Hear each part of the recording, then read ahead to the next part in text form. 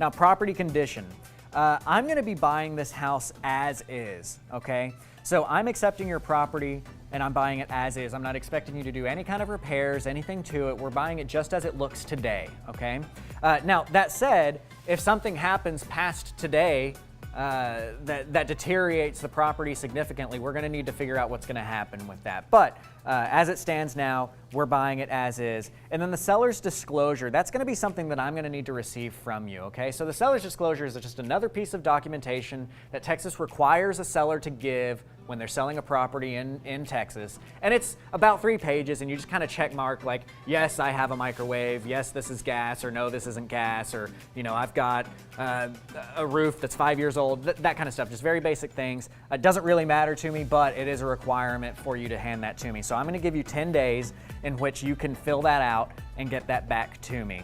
And then as far as the residential service contract, that would be if we were buying like a home warranty. I'm not going to require you to buy a home warranty. Again, that's really common in the retail world that a buyer is going to require you to put up whatever, $500, $1,000 towards a home warranty, but we're not going to do that. So I'm going to put 0 in this field, and you'll go ahead and initial there at the bottom. Closing. Now we've got this closing 60 days out. So like we talked about before, I'm going to have 2 months to be marketing the property, trying to find a buyer to buy it from me. Now the thing that I want to point out to you here is that even though we are putting the closing 60 days from now, this says that we're going to close on or before. So in all likelihood, we're going to find a buyer. We're going to be able to close on this much sooner than 60 days. But this kind of makes it to where we don't have to come back and sign extra paperwork to extend a date out if we need to extend that date out. Now, something for the investors to understand here is that if you're doing something along the lines of a foreclosure, now a foreclosure is not going to give you that 60-day period. So obviously, you're just going to put in, ideally, the Friday before that foreclosure. Now in Texas, the way that foreclosures work is it's the first Tuesday of every month, and that money needs to be provided to the bank the previous Friday in order to pull that property from foreclosure. So that's going to be the date that we would put in this contract. But if it's not foreclosure and you do have some luxury of time, we do want to shoot for that 60-day period, because that's what allows you to go out and market and try and find a buyer to buy it from you, and where you can really make your money on this deal. Possession of this property, we're not going to take possession of this property until we've closed on the deal, okay, and all the money has been funded. So until then, you will remain in the house. This will be your house. Special provisions. Now, special provisions is going to be something where you may have had to write something in there funky.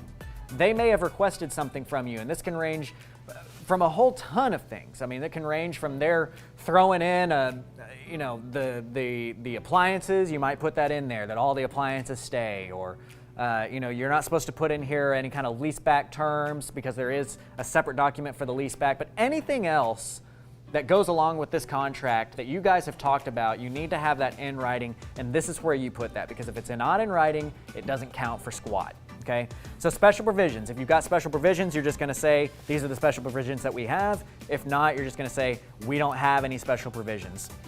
And just like before, I'm not going to be requiring you to put extra money into the closing costs here. So we're going to write in 0 right there, and then you'll just initial down there at the bottom. This is another one of those pages that has a lot of stuff that doesn't necessarily apply to us, but one thing I do want to point out is the mediation clause. If we do have a disagreement here, we're not going to sue each other. We're going to go through a third-party mediator. This is going to be something that's lined out. You know, it used to be an option until the Real Estate Commission in Texas started saying, no, we just need to make sure everything's going through mediation. It's a good way to level the playing field for everybody, because it's not that the big bad company can just pour money and resources into our lawyers and just drown you out of it. Mediation is going to level that field for us so that it makes it a little bit easier for you and I to get to the end of any kind of disagreement there. Now, I will be very clear in the fact that I've never had anybody have to go through mediation with me, but I just want to point that out as we're going forward in the beginning. All right, so go ahead and initial down there at the bottom. On this page, what I'm going to need from you is I need you to fill out your mailing address, a phone number. If you do have a fax number that you want us to send stuff to, give me your fax number right here, and then give me your email. This is going to be the information that we use if we ever need to communicate with you, if we ever need to send you something or call you. This will be the information that we're using to go off of there. Similarly, I will be filling out this side right here, so when you have a copy of the contract, you have a phone number, an email, a fax number, and an address to get a hold of me. So go ahead and fill that out, and then we're going to initial down here at the bottom. And then after they get done initialing, one of the things that I'll say is I do want to just point out that in this section down here, we're saying what else is going to be attached to this contract.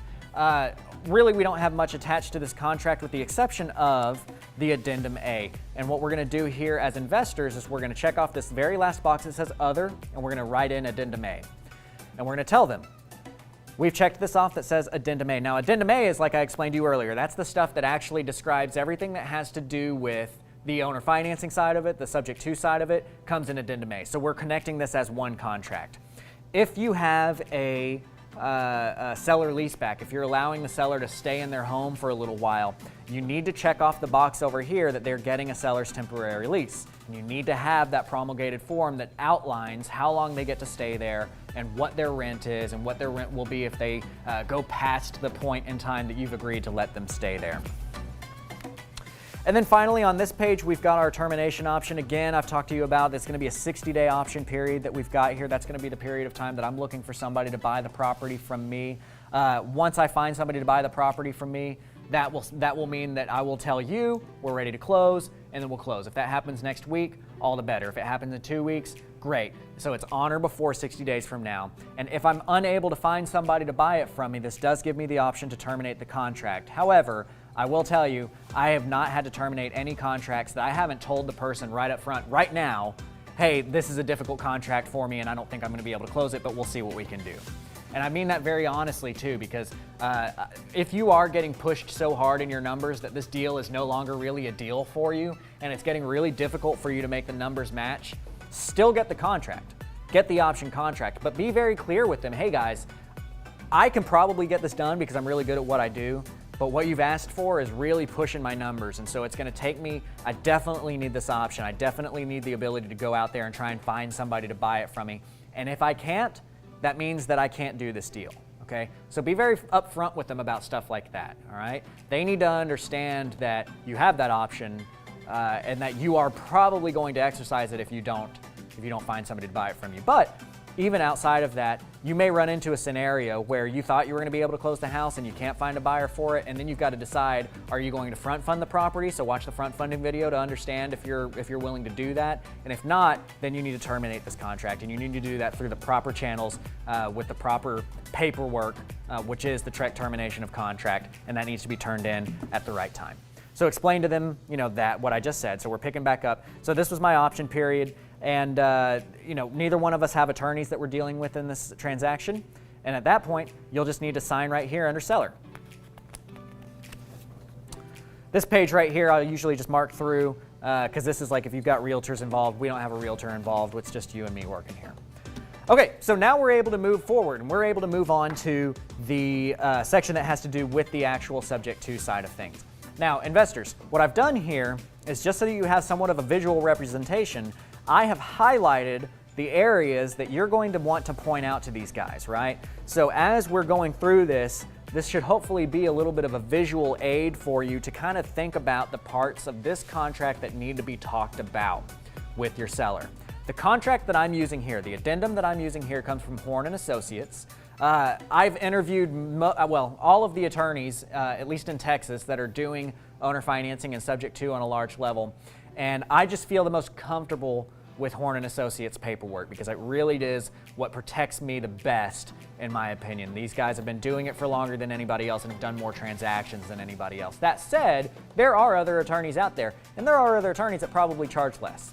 But it is my opinion that it's worth the extra money to get the protection that you need to have a real contract, and don't get intimidated by the contract size. Too many investors say, my seller's never gonna sign a contract that big. That's because you have a problem with doing a contract that big. Sellers sign a contract that big with me all the time, and I never have a negative response to it. And you saw how I opened up this whole thing by addressing that contract. For those of you watching my negotiations tip series, you've heard me talk about doing an accusation audit to where you can see what is it that your seller is going to have a problem with before you even approach that subject. And one of them is the size of the contract. So you saw the very first thing I said was, hey, this is a big contract, and then I explained it, right?